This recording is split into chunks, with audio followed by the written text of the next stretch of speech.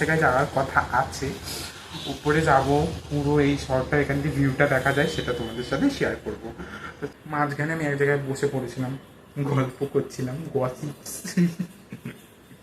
পরচর্চা পরে নিন্দা করছিলাম। আমার খেতে লাগে 1 ঘন্টা। ফাইনালি তোমরা দেখতে পাচ্ছ এইটাই হলো এই গোটা শহরের দৃশ্যটা। হ্যালো বন্ধুরা, এটা আমার প্রথম ব্লগ। আজকে তার আগে আমি তোমাদের একটা কথা বলতে চাই। আজকে তারিখটা তার আগে তোমাদের বলে দিই, 5 জুলাই 2025। আজকে থেকে আমি ব্লগ করা চালু করছি। এটা আমার ফার্স্ট ব্লগ। তো আমি জানি না কতদূর কী করতে পারবো, তবে তোমরা আমার পাশে থাকলে সেটা অবশ্যই করতে পারবো, এইটুকুনি আমি ভরসা রাখি। আর একটা কথা বলে দিতে চাই তোমাদের, নাহলে তোমরা সম্পূর্ণ ব্যাপারটা কিছু বুঝতে পারবে না। আমি বাইরে থাকি, এবার কোথায় থাকি কি না থাকি সেটা আমি এখন এই ভিডিওর মাধ্যমে অ্যানাউন্স করব না, সেটা ঠিক যখন টাইম আসবে সেটা তোমাদের সাথে শেয়ার করব। তো আজকে একটা ভিডিওটা চালু করলাম নর্মাল ডে হিসাবে। আমি কোথাও যাচ্ছিও না, ঘরের মধ্যেই, তবে এক জায়গায় যাওয়ার কথা আছে, উপরে যাব, পুরো এই শহরটা এখান থেকে ভিউটা দেখা যায় সেটা তোমাদের সাথে শেয়ার করব। তো চলো আজকে সারাদিন কী কী করছি সেটাই তোমাদের সাথে শেয়ার করা যাক।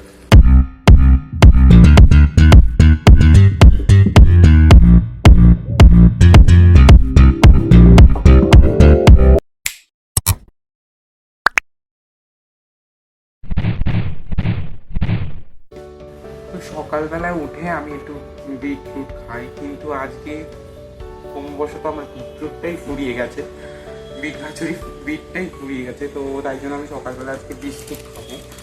তো বিস্কুট খাবো এখন সকালবেলা, পার্লেজি বিস্কুট কিছু না কিছু খাই আমি সকালে। বাড়িতে থাকলে তো ছাতু খেতাম, ছোলা খেতাম, কিন্তু এখানে না ছাতুটা পাওয়া যায় না, অনেকটা দূরের।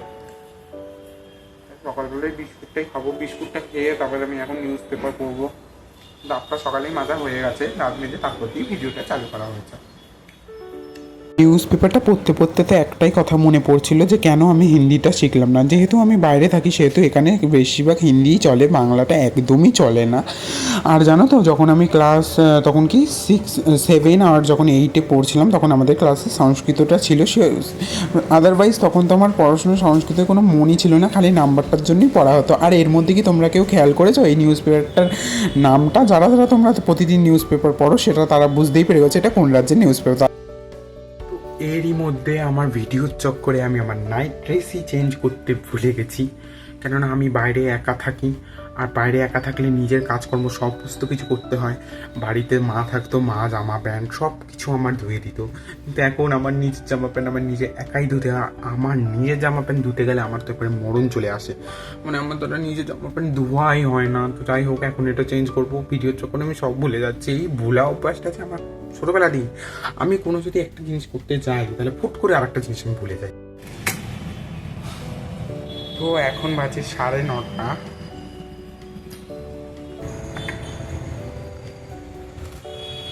তো এর মাঝে তুমি ভিডিওটা চালু করতে ভুলে গেছিলাম।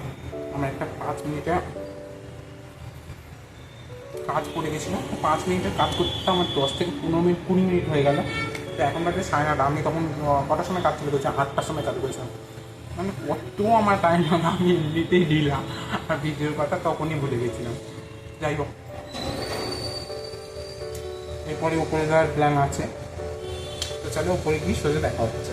তো এখন বাজে 12:30। জানো তো, আমার কোনো কাজ বাজ না থাকলে খালি আমি ধপ করে শুয়ে পড়ি। ঠিক সেরকমই আজকেও শুয়ে পড়েছিলাম। আর শুয়ে থেকে উঠে মুখ চোখ ধুয়ে তারপরে লিফটে উঠে গেছি, কেননা আমি এখন যাবো সেই লার্জেস্ট 14 নম্বর ফ্লোরে, যেখান থেকে এখানে সারা শহরের দৃশ্যটা দেখা যায়। তো এই লিফটে উঠলাম, এই পৌঁছেও গেলাম ফাইনালি বন্ধুরা। কিন্তু আমি পৌঁছে গেলাম ছাদটিতে। আর এই ছাদটায় আমার বেশি আসা যাওয়া হয় না, কারণ এখানে একটা কুকুর বা ডগি যাই বলো না কেন সে আছে, তার জন্য আমার অতিরিক্ত ভয় লাগে আমার কুকুর বা ডগিতে।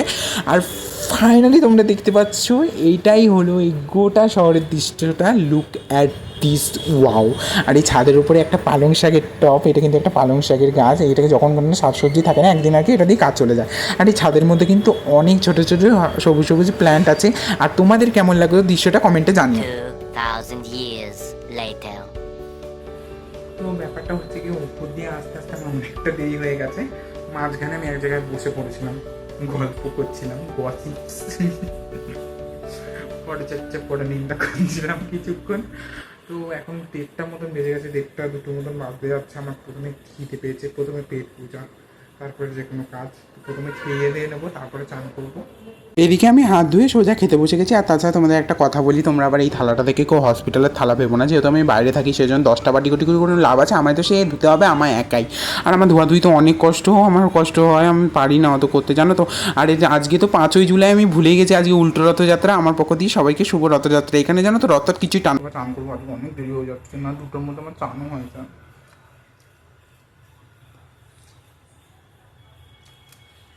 আমার খেতে লাগে 1 ঘন্টা।